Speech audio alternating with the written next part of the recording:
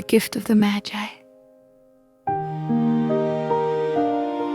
A beloved Christmas story, originally written by O. Henry. This story takes place a long time ago. Back when rent was cheaper, stores were smaller, and people owned fewer things. But even then, the struggle to make ends meet, the worry about money, and the hope of doing something meaningful for the people you love. Those feelings, they haven't changed much at all. This is a story about two young people who don't have much, but who love each other deeply. Let's begin.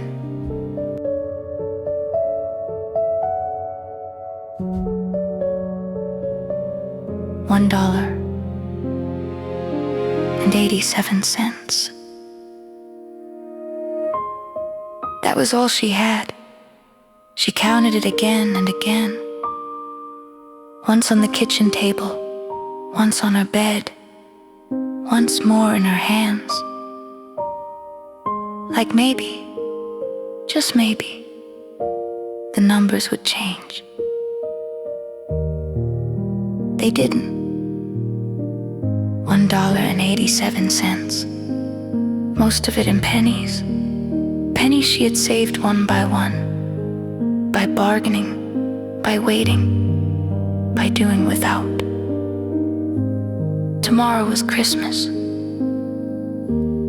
There was nothing left to do but sit down on the worn-out couch and cry. Not loud crying, not dramatic crying. Just the kind that comes when you've tried your best, and it still isn't enough. Now, let me tell you about where she lived. The apartment wasn't fancy. $8 a week, an old building, a broken buzzer, a mailbox that leaned like it might fall off any day. It wasn't much to look at, but it was home, because she and the person she loved had made it theirs. Between the two windows hung a narrow wavy mirror, the kind that bends reflections a little. She was slim and quick and had learned how to see herself in it. She stood there now and let down her hair. Here's something important to understand. Her hair was beautiful. It fell past her waist in thick, dark waves, catching the light as it moved. If the Queen of Sheba herself had lived across the hall, she might have felt ordinary by comparison. And then there was his watch. If King Solomon himself had lived upstairs, even he would have wished he owned something like it. It had been passed down from father to son, not because it was fancy, but because it mattered. Her tears slowed. Something was changing in her heart. She pinned up her hair with shaking fingers, pulled on her old brown coat and the hat that had seen better days. Then she hurried down the stairs and out into the street, her eyes bright with a dangerous kind of hope.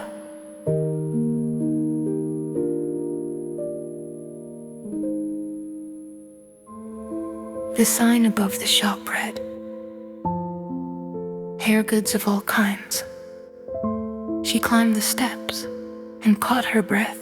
Inside sat a woman behind the counter, large, pale, and practical. "Will you buy my hair?" The woman looked her over carefully, then said, "Take off your hat." The long waves fell down like silk spilling over her shoulders. $20. Done, she said. Cut it now. The next hours passed in a blur, store after store, window after window, until finally, she found it. The gift, the one that felt just right, the one meant only for him. A platinum watch chain, simple, strong, elegant. His watch had always hung from an old leather strap. He used to cup it in his hand when he checked the time, like it was something precious. This chain would let it shine the way it deserved. $21, just enough. She rushed home and sat down in front of the mirror. Her hair was gone. In its place, short curls that made her look younger and unsure. What have I done? She heated the curling iron and worked carefully, softening the curls into small ringlets around her face. If he doesn't like it, she whispered, maybe he'll get used to it. Then she added softly, but what else could I do with $1.87?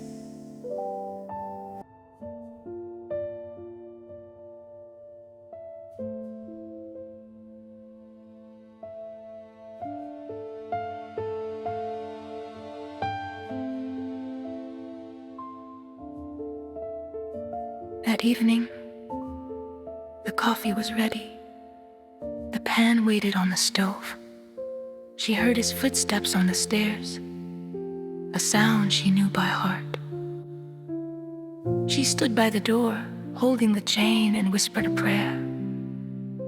Please, God, let him still think I'm beautiful. The door opened. He stepped inside.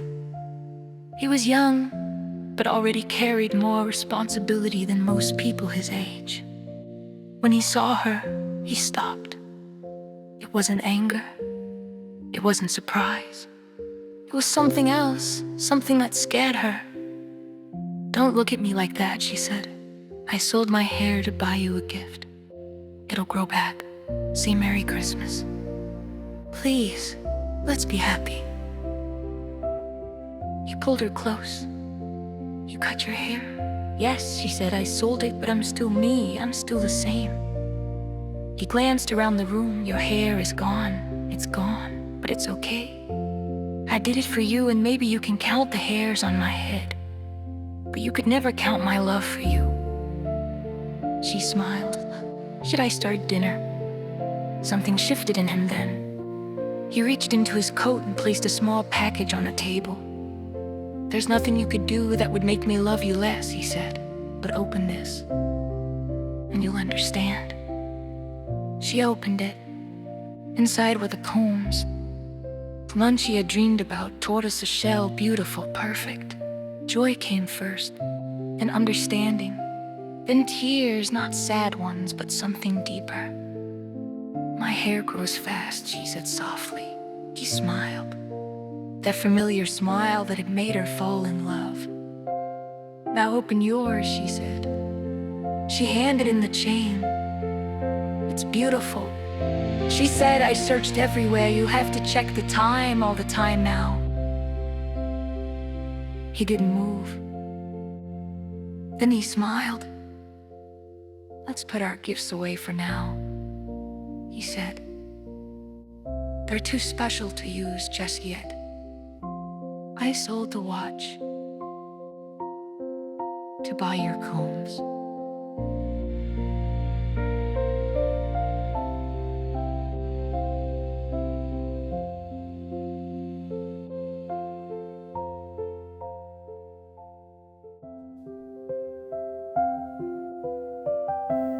Dinner that night was simple,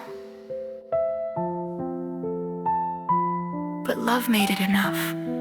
And now, here's the heart of the story.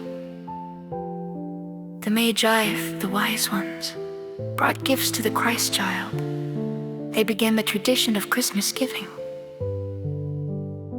But this story isn't about expensive gifts. It's about two people who gave up something precious for someone they loved. In the eyes of the world, that might seem foolish, but in truth, They were the wisest of all, because love isn't measured by what we keep, but by what we're willing to let go of. That's what makes them the true Magi. They are the wise ones.